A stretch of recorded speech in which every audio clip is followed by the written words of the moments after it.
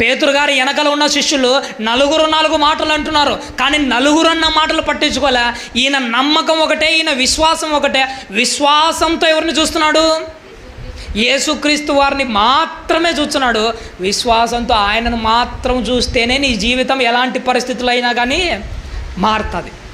విశ్వాసమే ముఖ్యము. నిజంగా మన ఆత్మీయ జీవితంలో కష్టాలలోంచి బయటికి రావాలంటే ఒకటి గుర్తుపెట్టుకోండి, విశ్వాసం ఒక్కటే మార్గం. మీకు తెలుసో లేదు కానీ విశ్వాసం ఒక్కదాంతోనే అన్నీ సాధ్యమవుతాయి. బైబిల్ చరిత్రలో మోసే సందర్భంలో ఒకటి కనపడుతుంటుంది. ఈ మోసే జర్నీలో ఏమవుతుందంటే, మోసే గారు చేస్తున్న జర్నీలో ఐగుప్తు నుండి కనానికి వెళ్ళేటప్పుడు మధ్యలో ఇశ్రాయేలులో ఒకసారి చాలా భయంకరమైన తప్పులు చేస్తాడు. దేవుడికి నచ్చక విష సర్పాలు వాళ్ళ మధ్యకు వచ్చి ఏం చేస్తాయి? పాములు విపరీతంగా కరచేస్తాయి. ఆ విషపు తాకిడికి ఒక్కొక్కడి ప్రాణం ఏమైపోతుంటాయి తెలుసా? పిట్టలు రాలిపోయినట్టు రాలిపోతుంది. అడవిలో విరుగుడు దొరకదు. విషం పరిస్థితి చాలా విపరీతంగా ఉంటుంది. నిజంగా అందరూ ఈ ప్రాణం నుండి ఎలా కాపాడబడాలని అందరూ ఆలోచన చేస్తుంటే దేవుడు ఏం చేస్తాడో తెలుసా? ఆకాశం నుండి మన్నాను కురిపించడం, మీకోసం నేను విషాన్ని విరుగుడు కురిపిస్తున్నానని అన్నాడు అక్కడ. పాములు గుట్టీలు ఇంత ఇబ్బంది పడతా ఉంటే ఆకాశం నుంచి మన్నాను కురిపించినట్టు విషానికి విరుగుడు కురిపిలే. ఒకటి అలవాటు చేయడానికి ప్రారంభించాడు. ఏంటో తెలుసా? నాయన, నువ్వు కష్టకాలంలో ఉంటే, సావు బ్రతుకుల్లో ఉంటే, పరిస్థితి విపరీతమైన ధోరణిలో ఉంటే నువ్వు ఒకటి గుర్తుపెట్టుకో, విషానికి విరుగుడు కాదు చూడాల్సింది.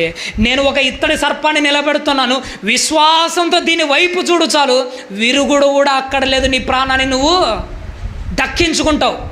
ఎందుకు ఆ రోజు అలాంటి యొక్క పద్ధతిని ప్రవేశపెట్టాడో తెలుసా?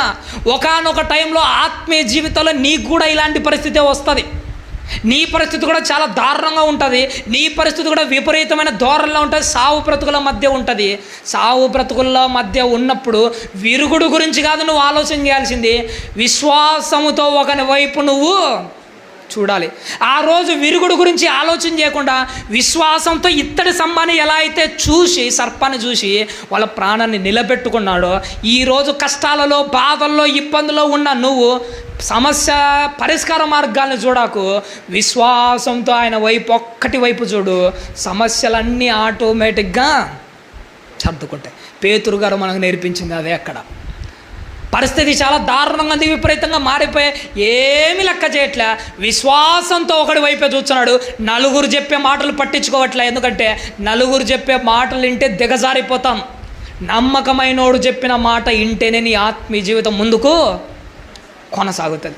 అందరూ భూతమన్నా కానీ లెక్క చేయక ముందడుగేశాడు. ప్రభువా, అది నువ్వే అయితే నేను కూడా ఏం చేస్తాను, నువ్వు ఎలా అయితే నీళ్ళ మీద నడిచావో నేను కూడా అలానే నీళ్ళ మీద నడుస్తా, నాకు ఒక అవకాశం రాదు. పేతురు గారి విశ్వాసం ఏంటో తెలుసా?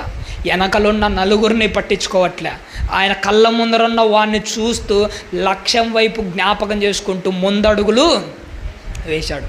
ఆల్రెడీ ఎన్నోసార్లు నీళ్ళ మీద అడుగు పెట్టిన వాడే. ఇంతకుముందు పెట్టిన ప్రతిసారి నీళ్ళలో ఏమైపోయాడు? పడిపోతూ, దిగజారిపోతూ, లోపలికి పోతూ వచ్చాడు. కానీ ఈసారి వండర్ ఏంటో తెలుసా? ఈసారి ఆ ఓడలోంచి అడుగు నీళ్ళ మీద పడితే నీళ్ళలోకి ఆ అడుగు దిగిపోలేదు, జారిపోలేదు. ఎందుకో తెలుసా? కళ్ళ ముందర అంత గొప్ప వ్యక్తి కళ్ళ ముందర పెట్టుకొని నీ ప్రయాణాన్ని సాగించేటప్పుడు ఆయన మీద నమ్మకంతో నువ్వు వేసే ప్రతి అడుగు స్థిరమైనదిగా, గట్టిగానే ఉంటుంది. ఆయనను చూస్తూ, ఆయన లక్ష్యం వైపు అడుగులు వేస్తూ, ఆయనను మాత్రమే జ్ఞాపకం చేసుకుంటూ నీ గమ్యాన్ని చూస్తూ నువ్వు అడుగేసే ప్రతి అడుగు ఎట్టుంటుందో తెలుసా? అది సముద్రమైన ఆరిన నేల వలె, బండ రాయి వలె నీ కాళ్ళ కింద స్థిరముగానే ఉంటుంది. ఎందుకంటే నీ బలం ఏంటో తెలుసా? పేతురు గారిని అడుగుతాను, పేతురు నీ బలం ఏంటంటే ఆయన ఒకటే ఉంటాడు, నా బలము నా కాళ్ళ కింద లేదు, నా బలం నా టాలెంట్లో లేదు, నా బలం ఎక్కడుందో తెలుసా? నా కళ్ళ ముందర ఉన్నవాని యొక్క కనుచూపుల్లో నా బలం ఉంది.